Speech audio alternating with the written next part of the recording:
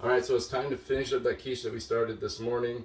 I'm on a little bit different angle because I'll be going in and out of the oven, and I think this works. So hopefully this works. I went ahead and I pulled out the quiche before it was completely ready, just because I knew there wasn't enough eggs in there. It's a new recipe. I put in too much of the ground beef, and so what I did to make up for that is I went ahead and added 6 more eggs. So if you're going to do 1 pound of beef plus the other stuff, you're going to need a total of 12 eggs. If you do half a pound with the same amount of the potatoes and everything else I showed you earlier, then you only need 6 eggs. You might even want to go to 7 or 8, but the 6 eggs would seem to work at lesser quantity on the ground beef. Now, what I also did to step up my game a little bit though, since I am a guest here and they're allowing me to stay here, as long as I cook them some food and do all that kind of stuff, right? So what I'm doing is I'm doing something special for them.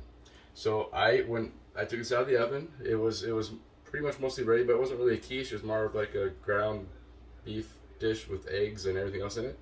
And so I scrambled it back up. I didn't put any more eggs in here yet. What I did though is I put 1 egg in each one of these little containers. Okay, and I scrambled it up really good, made sure it was all frothy, got the bubbles going.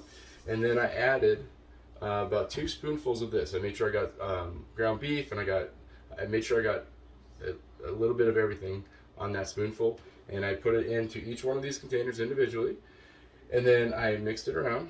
And then what I did is I added some of that fresh tomatillo, the fresh tomatoes, and so I got some more jalapenos, and I added those in here as well as the fresh bell pepper that you saw earlier too. So whatever I didn't put in here, I put into the larger dish, and then I added the 6 eggs to the larger dish, as I stated before. So with that said, what I'm going to do is I'm going to throw foil on all of these. I'm going to get them in the oven and get them mostly ready, and then in the morning what I'm going to do is I'm going to pop downstairs early like I did this morning and finish it. Make sure you take it out of the oven and refrigerate it overnight so it sets. You could actually just go ahead and set this overnight and then finish it in the morning, which I'm actually going to do with these.